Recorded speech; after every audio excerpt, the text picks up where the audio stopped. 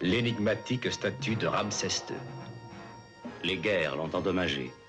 3000 ans, taillée dans un seul bloc, pesant 1200 tonnes, et apportée des carrières de Mokattam à 600 km de là. Nul ne sait comment.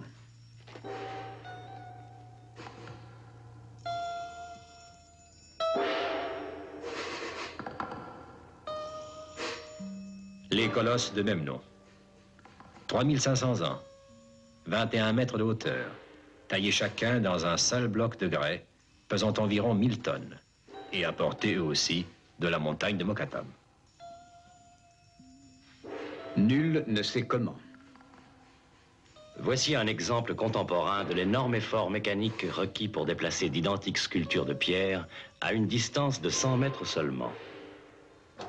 Le temple d'Abou Simbel et ses monuments, sur les rives du Nil, ont dû céder la place au barrage d'Aswan. 3000 ans après la construction de ce temple, il fallut déployer les talents et les ressources réunies de plus de 100 nations pour résoudre le problème de son déplacement. L'équipement le plus moderne fut employé. Des grues dont la puissance était renforcée par des presses hydrauliques. On dut prendre 300 000 mesures extrêmement précises pour mettre les statues d'Abou Simbel en pièces détachées. Un travail de 3 ans. La technologie moderne eut à faire face à une entreprise d'une envergure sans précédent. Comment les Égyptiens s'attaquèrent-ils à ces mêmes problèmes il y a 30 siècles s'ils ignoraient tout de ces moyens techniques?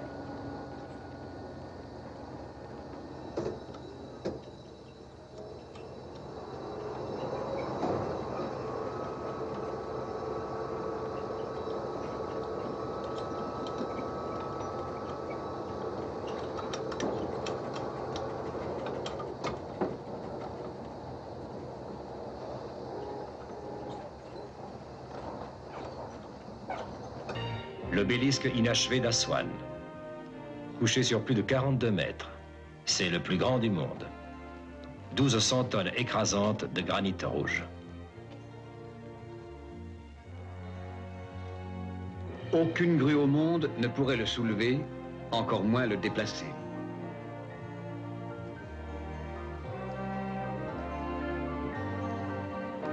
La célèbre pierre du Sud est le plus grand bloc jamais taillé et soulevé par l'homme. Elle pèse 2000 tonnes.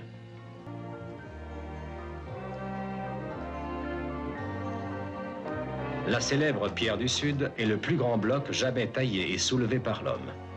Elle pèse 2000 tonnes. Elle était destinée à Baalbek, au Liban, à 2 heures de voiture de Beyrouth.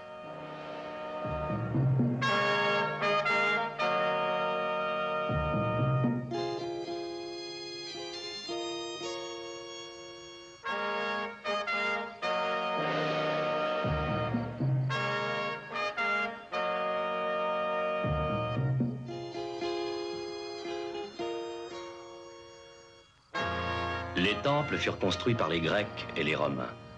Ils les érigèrent sur une plateforme adroitement construite, composée des plus énormes masses de pierre qu'on ait jamais taillées et installées sur terre. Les plus grands de ces blocs ont 20 mètres de long, 4 mètres de haut et 4 mètres de large. Ils pèsent plus de 2000 tonnes. Cette terrasse était déjà ancienne lorsque les temples y furent bâtis. Les archéologues n'ont encore trouvé aucune explication quant à la construction de cette terrasse et au transport de ces matériaux.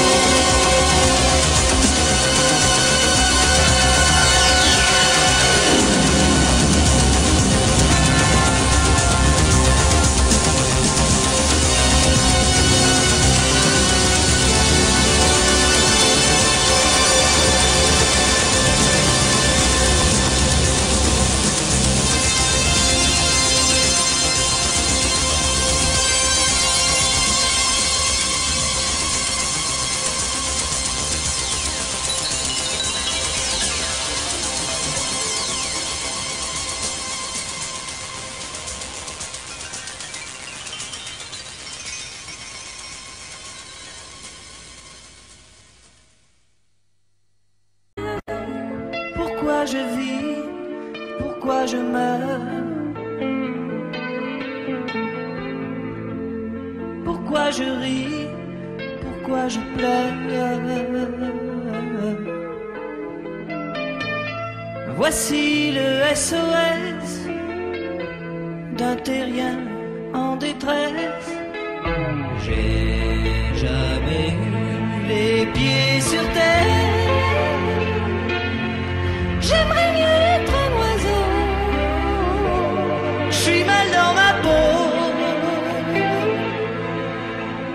Je voudrais voir le monde à l'envers. Si jamais c'était plus beau vu d'en haut.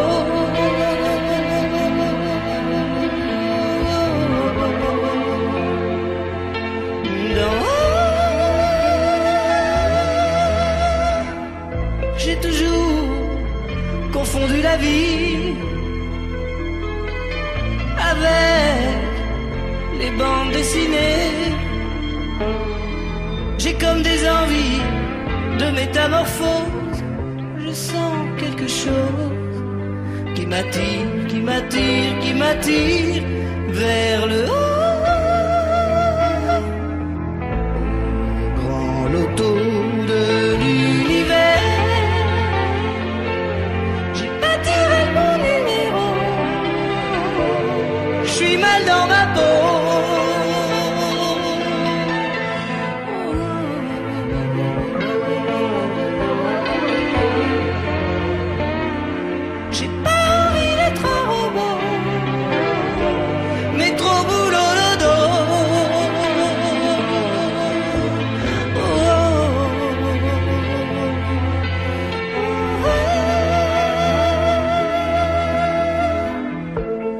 Pourquoi je vis, pourquoi je meurs, pourquoi je crie, pourquoi je pleure.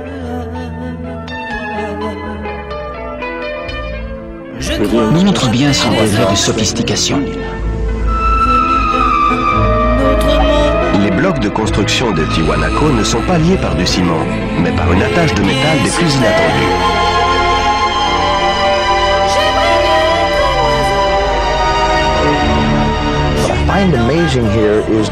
Ce qui m'impressionne, c'est que pour se déplacer entre les différents blocs de pierre qu'ils devaient agrafer, il fallait bien qu'ils aient une sorte de forge portative qui maintienne le métal en fusion.